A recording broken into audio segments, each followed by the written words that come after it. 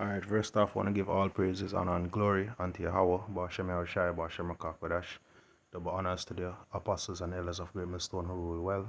Shalom to the brothers in the highways and byways, pushing toward north sincerity and truth.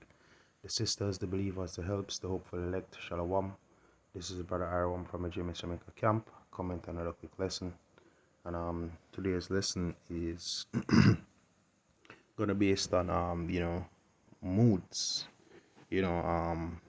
I was watching a movie, what was it? I think it was Dune, right? And the main character was the prince, and within it was the heir to the throne. It wasn't a prince, but anyway, you know, um, you know, it shows how even when you have a real kingdom, the heir to the throne is trained in a lot of things. They're expected to study certain things. They're expected to learn certain things. And the general for the army was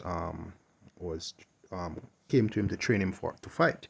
It was time for combat training. And he was saying that hey, I'm not in the mood.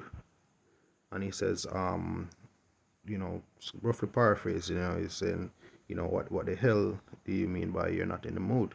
He says your mood doesn't matter, because at the end of the day, when a real fight starts, it doesn't matter whether you're in the mood or not. And definitely this lesson goes for myself first and foremost.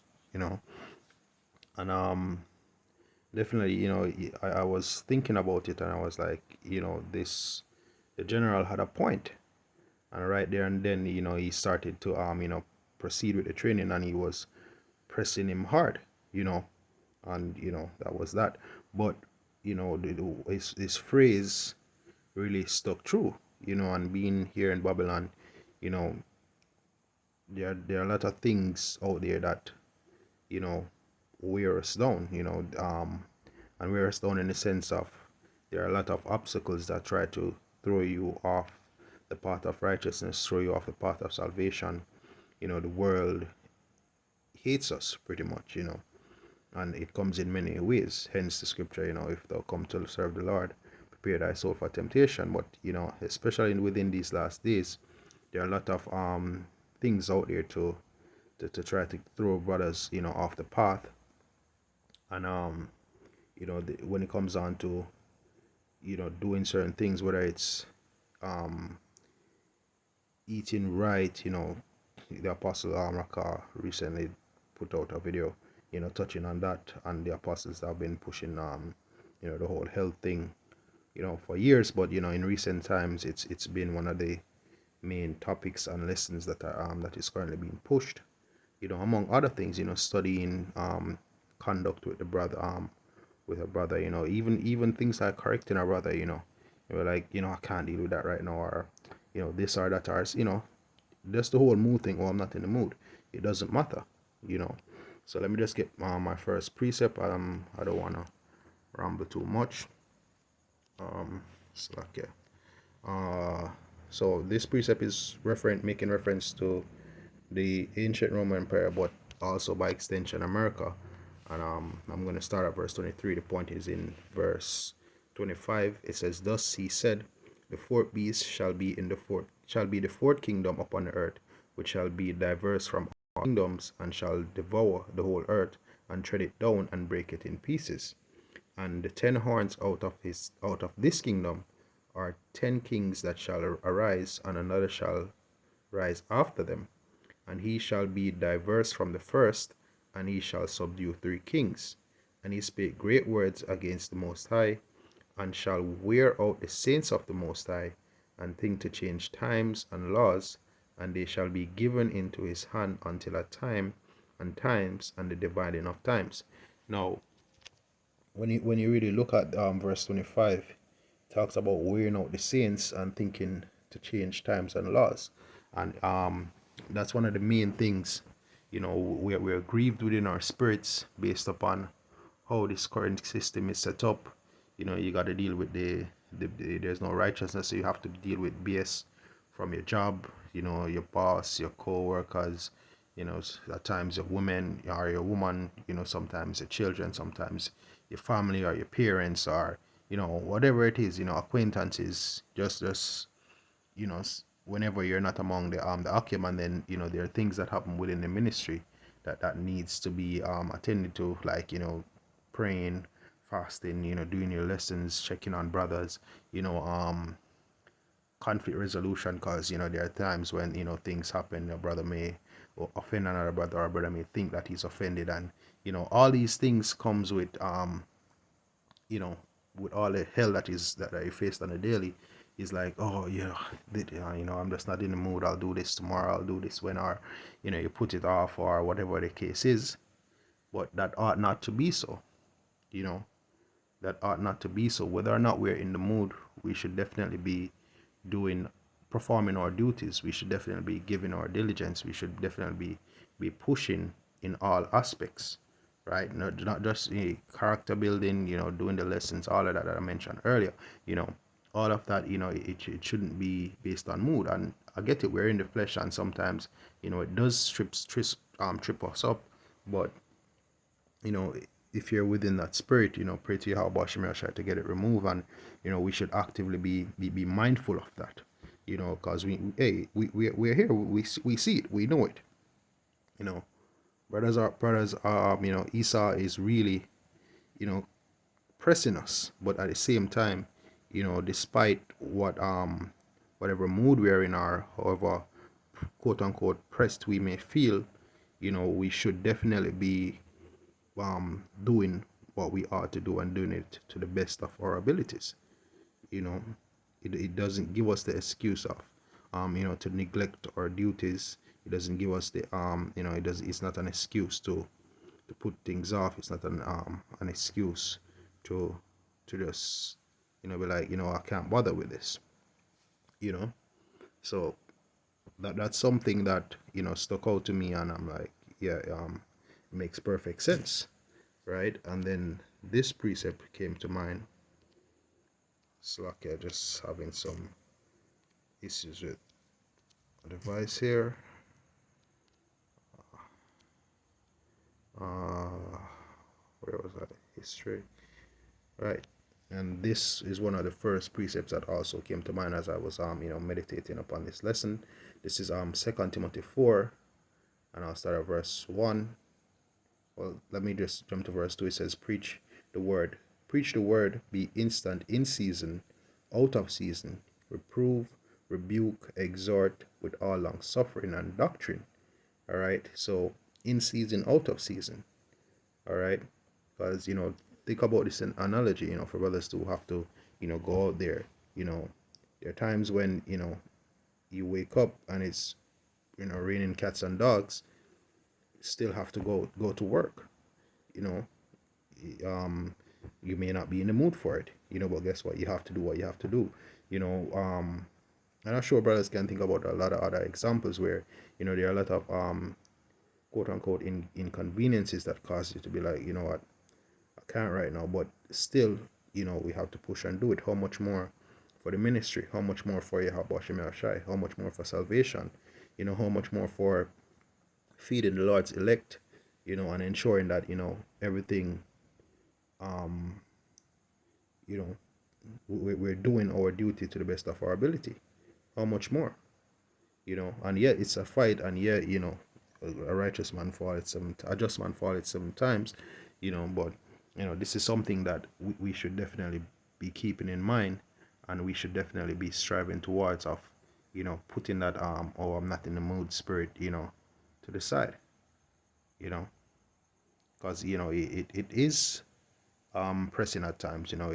Things do get overwhelming at times, but that doesn't change the fact that, you know, it doesn't matter, because guess what, whether we're in the mood or not, you know, the prophecies are being fulfilled. Whether we're in the mood or not, hell is about to break loose, you know. Whether we're in the mood or not, Satan, you know, is going about, you know, doing his thing, you know. So being temperate, you know, and being vigilant is a key thing, you know, to help build up that consistency, to help build up that discipline. All right, another precept came to mind. Roaring lion. And as I said, this goes for myself first and foremost, but nonetheless, we still gotta get it done, right? So this is First Peter 5 verse 8. It says, "Be sober, be vigilant, because your adversary the devil, as a roaring lion, walketh about, seeking whom he may devour." And that's the thing. It does happen, because that's one of the things that Satan uses. Oh, I'm not in the mood, or oh, this is overwhelming, or oh, I'm just tired right now and I just can't. He plays off that, because that's a time when it's like to get you to stop us from doing what we ought to do and need to do, and just lay it off.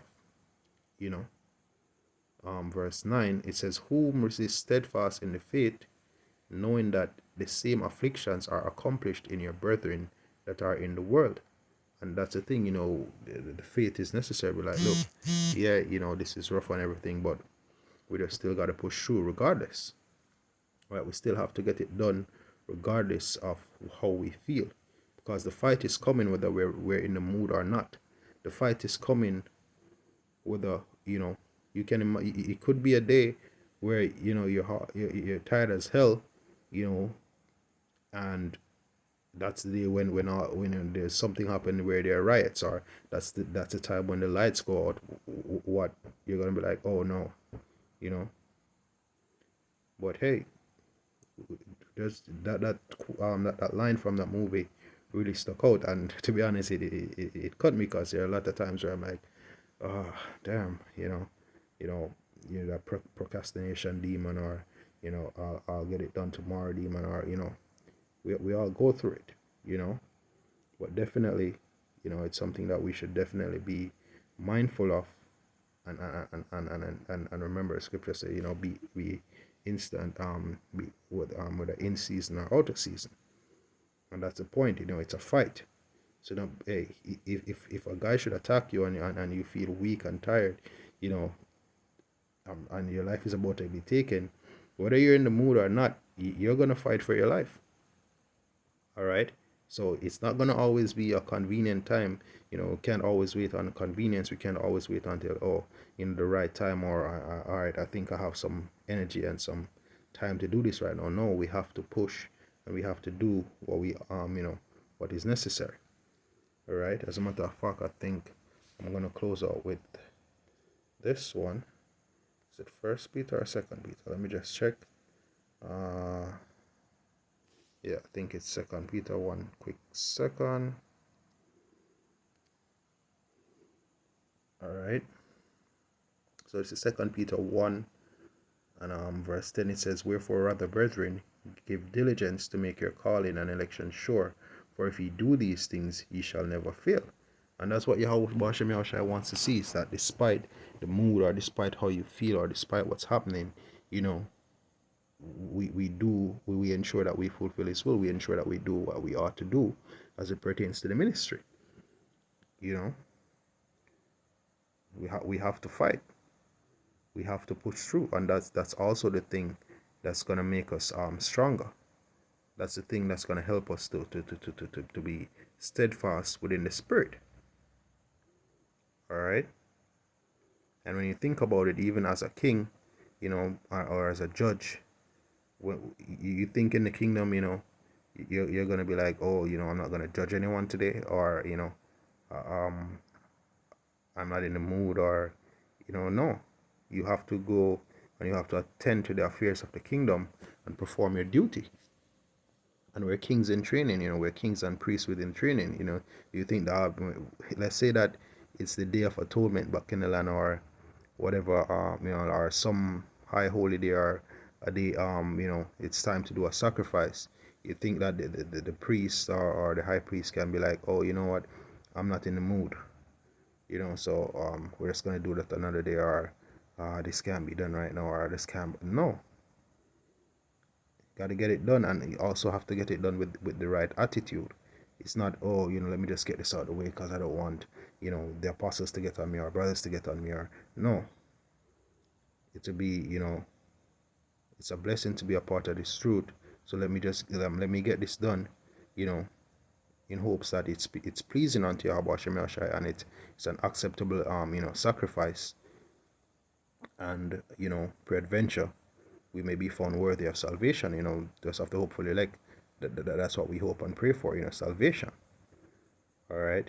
So let's just buckle up, for those who have that spirit on them, and you know pray Yahweh Shem Yahshai keep us, and let's keep pushing, to get the hell up out of this space.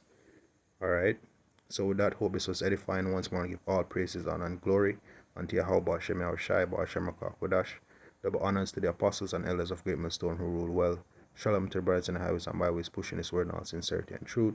The sisters, the believers, the helps, the hopeful elect. Shalom.